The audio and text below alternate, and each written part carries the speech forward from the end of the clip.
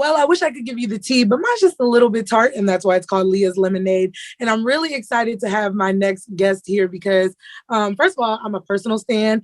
Keri Hilson is here, the beautiful, incomparable. How are you?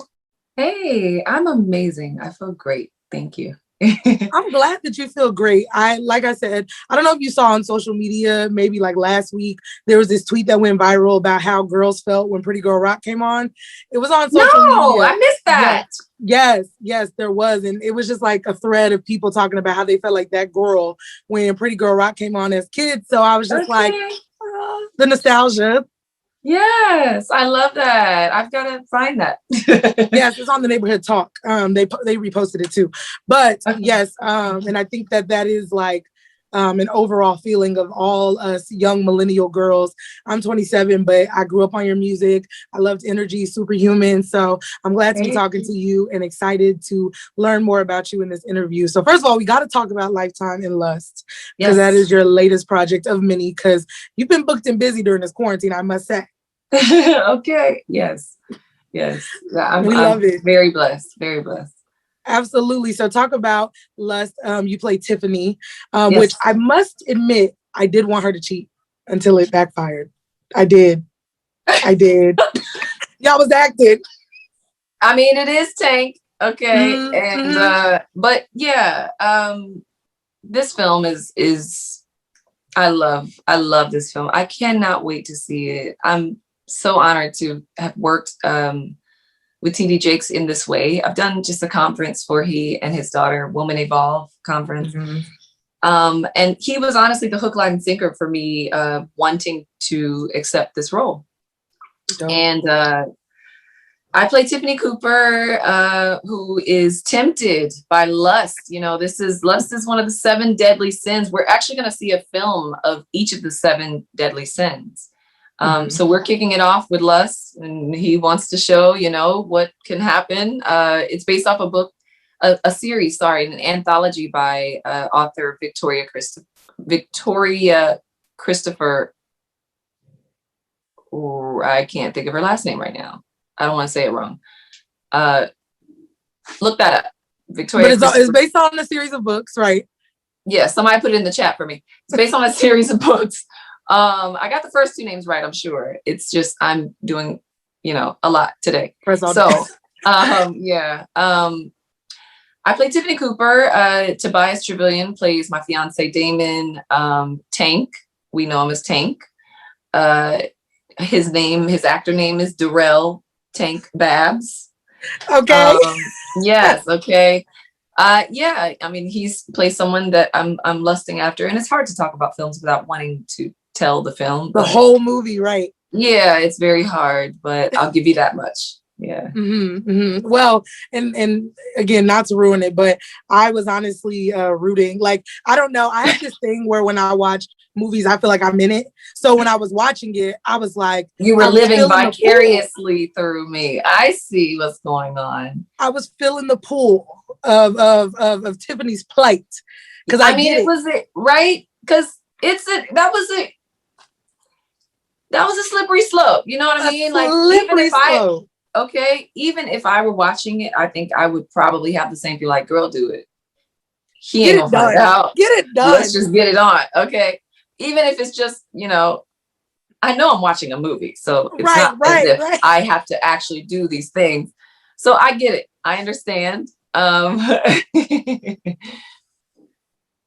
Yeah, no, it was the moment with the this and the he gonna lick it. I'm like, I said, Keri, I don't know what I would have done.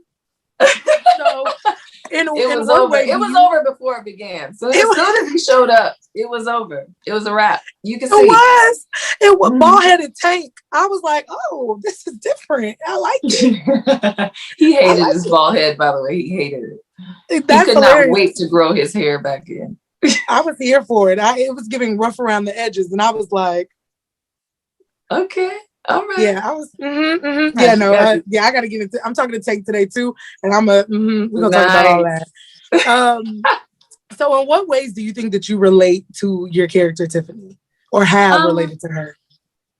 Yeah, I've related to her in the sense that, I feel that all she really wants is to be seen by her fiance.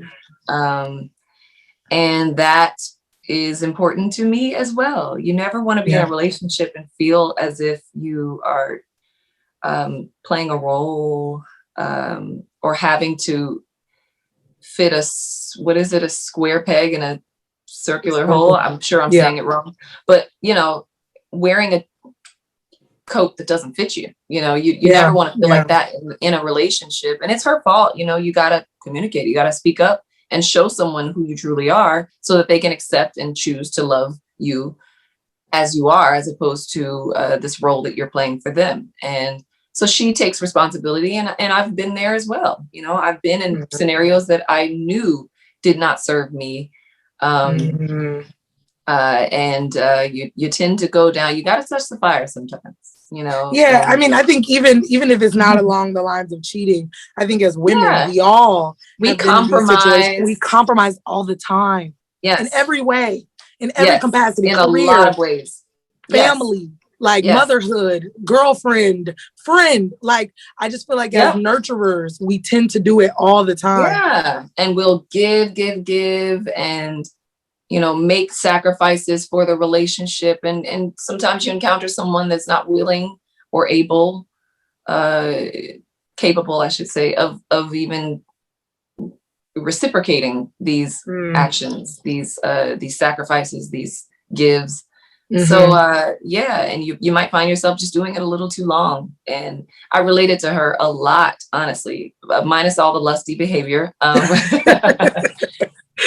I could relate to her, what drove her, her intentions. I could certainly relate to that. Well, and I think the other duality and complex piece of her story, not to give away too much, but I think the idea that women are given in general is the idea that when you have a good man, even when he does not show up for you, that because you have a good man, right? The resume, the paper, everything looks great. Yes, but when you're not being fulfilled, or when you're not being heard, or you're not being, there's no compassion. Absolutely. It's hard because I feel like as women, Black women especially, we are told, when you get a good man, girl, keep him. When you get a man who takes care of this, and it's like, just because he's a good man doesn't mean he's my good man. We preaching today or what, Keri? We don't preach or what?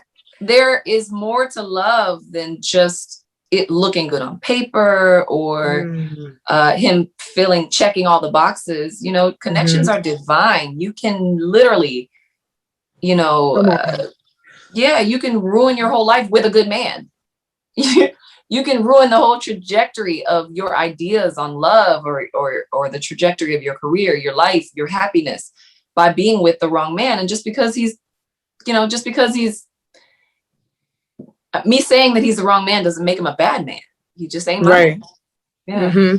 Oh, I'm about to run laps in here. Stop playing with me, Keri. You're preaching right now. That's you started. You started off. I'm just saying though, but I think that's why, like, during the movie, I kind of wanted her to cheat because I felt like, I think that's why I watched it, because I've seen it played out by my friends in my situations. Like, you watch it and you're just like, dang, we've all been there. But to your point, like, get what you need, girl. Get what you need. It's not sex. It's not really sex that you wanted. In my opinion, the way that I felt playing this role was she was after more. Sometimes you can confuse yourself by what you're lacking and what it is you're seeking. But there's a lot of intricacies that go into our behaviors and the things that we're tempted by. So for me, it was just a lot about Trey that she thought would fill a void. So I loved playing the human part of this role. Yeah. Yeah. And speaking of human, I think that you in the last year have definitely started to show us more of your human side. You've spoken out a lot about your hiatus from music, which, like I told you at the beginning of the interview, I was a Keri Hilson girl. I really loved you in that music era. I was that little girl in like second grade doing you know what I'm saying? So I appreciate it. This is something that I've always wanted to know, though, about you and your journey. So obviously you're a Southern girl from Georgia, Decatur, and you grew up, and I've seen an interview, you said, I just wanted to sing. I literally just wanted to sing. And I've been in this position myself, but talk to me about the space when you've experienced trauma in something that you love. And usually with singers or artists, your gift is your coping mechanism, but your gift is also where the root of the trauma lied. So talk to me about the duality of going through something. And usually you sing when you cope, you sing when you're sad, you sing when that's your expressive right as an artist, but literally that's the thing that caused you to be silent. How is that working through that? You're absolutely right. And I think it came down to me understanding who needed to be weeded out, because and obviously, you're learning your lessons about your boundaries and things that you stand for and your authenticity, fighting for yourself, because it wasn't the gift that hurt me. It was the choices of others and myself, that combination, that hurt me. And it took me a while to really understand that, because it was like, why does the only thing I've ever loved constantly this long in my life, how could that hurt me? And I found it hard to create. I found it hard to, jump back in. I found it hard to, have that confidence that it takes to be great at anything. So that's an interesting question, because it's a very accurate depiction, I think, of what I went through as a result of I just had to remind myself it wasn't my gift that hurt me, and everyone that is around you is not for you. And also run your own race, because the methods that someone sees for you and your talent or your career may not fit you. It may not be who you are. It may not be how you operate or how you've ever gone about getting what it is you get out of life. Like, we all have different methods of accomplishing things. And you got to find a team of people whose ways are more compatible with who you are. So. Yeah. Absolutely. What do you think your journey through your entire career has really taught you about yourself and also about your strengths? Because I think that, people leave a comment or say things or and go on about their day, but these things live and eat at you, for a while. And so what did all this teach you about yourself and your strength? I think it taught me, I'm going to go to the part of the commentary and criticism, crucifixion, if that's a word. Yeah, all that. No, yep. All of that. Okay, so what it taught me is that the criticism and the praise can be equally damaging. You can check out, and your beliefs about yourself a lot of times come from opinions. And that's a dangerous thing. And like I said, the highs and the low, the good and the bad opinions can be damaging, because they're not your own. You've got to sometimes clock out of the matrix, learn who you are, accept who you are. And I mean the good and the bad, the shortcomings, the, mistakes, all of it, accept it all, because you have a chance to be renewed. You have a chance to forgive yourself. You have a chance to do it all over again and make better decisions. You've got to, really approach it that way. And sometimes it means stepping back. Sometimes it means stepping back to do just that, to form your own, to kind of dissolve those false beliefs about yourself, good and bad, again, and work on that renewal process. Step away, love yourself, basically. If I could put it in one sentence, it taught me my strength. I'm a very strong person. I've endured, I don't mean even just career-wise. I mean, anything that I endure personally, privately, familially, career-wise, all of it. I've endured a lot of things since even childhood. And me getting to a place of silence and solitude and allowed me acceptance. It's hard to, these are things that are hard to put in layman's terms. But I'm trying my best. But you'll learn a lot about yourself when you clock out of the matrix and become comfortable with being yourself without the validation or the criticism of others.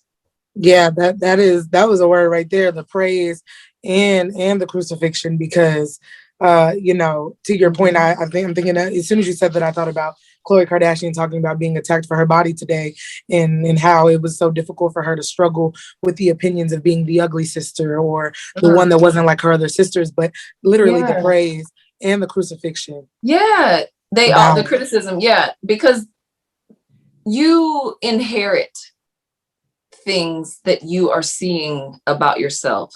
These are comments, opinions, whatever capacity. You might be with your family at a gathering and they say something that sticks with you forever. So these things you inherit into your subconscious, and your subconscious becomes your core beliefs. These are the things that you say or you believe are true at your core. You believe are true about you. Like, so it's shocking, it's belief shaking. And that can be very, very dangerous. You've got to just clock out. I remember I don't know if you know, but I took 2 years off of social media. You disappeared for a minute from the public. I had to just get right. I didn't want the chatter. It becomes your subconscious chatter. I didn't want it. I wanted to know me. I wanted to know me. I wanted to love me. I wanted to accept me. I wanted to have peace and just be free from that. Freedom. It's heavy. Free. It is heavy to wear other people's shit about you. It's heavy. It's unhealthy. It does not serve you. It's also ridiculous. So, it's like, if we have to check ourselves, we got to realize, and we live in such a world that kind of pushes you in that direction. But now if you do take a break, now that I'm back, like on social media, things don't bother me. Like I could care less. Why? Because I know who I am. I love myself. I accept even my shortcomings and flaws, truly. And I have no regrets. Any mistake I've ever made, I benefited greatly from that low place that it may have taken me. So I can't look back on regret. It made me who I am. It gave me this peace and joy and happiness that I have now. So you got to go through that tunnel to see the light sometimes. Absolutely. Every time. Yeah. And with those 2 years, what were you doing, I guess, to work on yourself or to dig in and find that peace? Because I think at one point you cut it off because you're just like, enough. And then like you sit with yourself. I think the pandemic has kind of taught us all, right? Like that by yourself time and what that really means. You did it before the pandemic. So the pandemic wasn't as essential, but I think a lot of people have come to a point in this last year or so where they sat in a room by themselves and didn't like who they were with by themselves. Facts. For me, it was a lot of spiritual practices. It was a lot of reading, therapy, weeding, editing, curating my tribe. I did that. Not that a whole lot of people had to go, but certain individuals definitely had to go. And peacefully, you know what I mean? Amicably. You ain't got to be confused, but you got to go. Okay. I will let you know what's going on, why I feel the way I feel. But so it was just a lot of self-care, a lot of different means of self-care, writing, journaling, just creating at times. I even got back into visual painting. So art is, when I found it hard to jump back in. Going back to the beginning of our conversation, when I found it hard to jump back into music, that's when I began to go back to painting. You know, I found other forms of therapy. It was absolutely, art is always going to be my outlet of expression. Yeah, absolutely. Well, listen, like I said, I was that little girl doing the Pretty Girl Rock. I love you. I love your voice. And I can't wait till you put music out when you're ready. And I think that you will be pleasantly surprised to see how many people really embrace what you have to offer. So I'm really excited. But in the meantime, get that acting bag, sis, because we see you with these projects. I heard a rumor that you already going to be on the big screen this year. So I'm really excited for you, happy for your comeback, and wishing you nothing but success. Tell everybody again where they can see Lust this weekend. Thank you so much, Leah. You can see Lust this Saturday on Lifetime, 8 p.m. Eastern. Yeah, check it out. I think it's a great film to see with your partner, so you can both be reminded. Okay. Together. Okay. Yes, absolutely. Well, Keri, thank you so much. Like I said, always been a fan and really excited to see you move forward. So everybody make sure you check out Lust. Grab a cup, throw it back, and honey, we'll sip on all of that. What's up, guys? It's your girl, Keri Hilson. I am rocking with my girl, Leah Henry.